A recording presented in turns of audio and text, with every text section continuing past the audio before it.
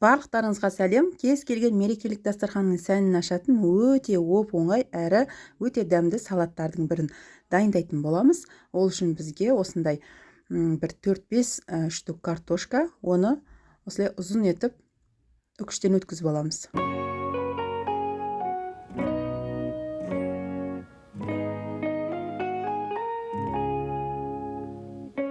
Өткізіп алған картошкаларымыз үстіне су құйып, жақсылап бір 2 рет жуып аламыз да, суынан ажыратып, сосын оны кептіріп аламыз.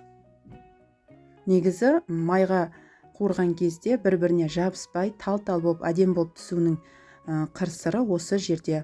Жақсылап, егер картошкаларыңыз жақсылап бір 2 рет жуып, сосын кептіріп алсаңыздар, суынан ажыратып, сол кезде жабыспай, әдем болып пісіп шығатын болады. Міне, жақсылап бір 20 минуттың ішінде жақсылап кептіріп алдық. Енді қызып тұрған майға аздап қана салып пісіріп алатын боламыз. Көп салмаңыздар.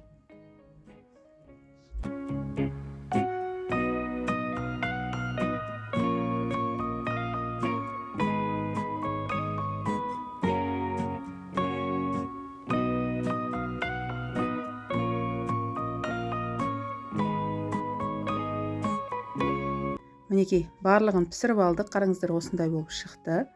Енді біз салатымызға керекті қажетті заттарды турап аламыз.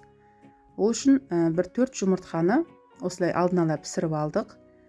Тура осындай формада ұзындау етіп турап шығамыз. Дәл осы рецеппен үлкен бір 4 тарелка болып шықты. Енді пісіріп алған қызылшаны да дәл осылай жіңішке етіп, ұзын етіп турап аламыз.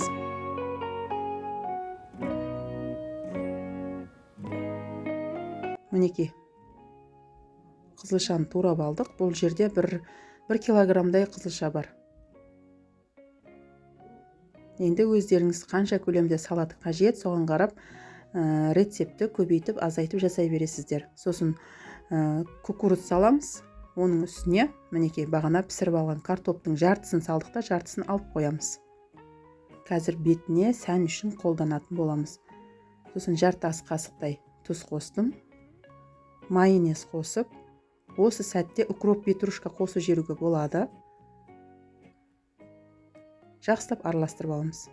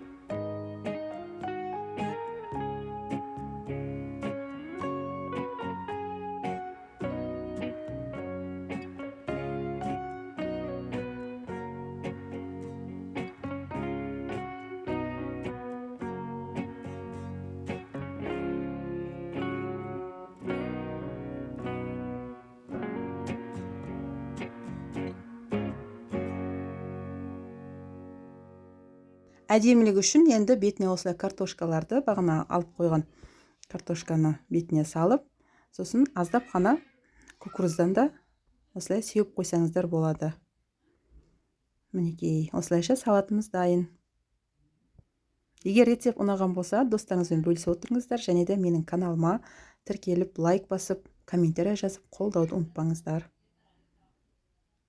Мінекей, қараңыздар, қандай әдемі көрініске ие, өте дәмді салатымыз дайын. Ас болсын.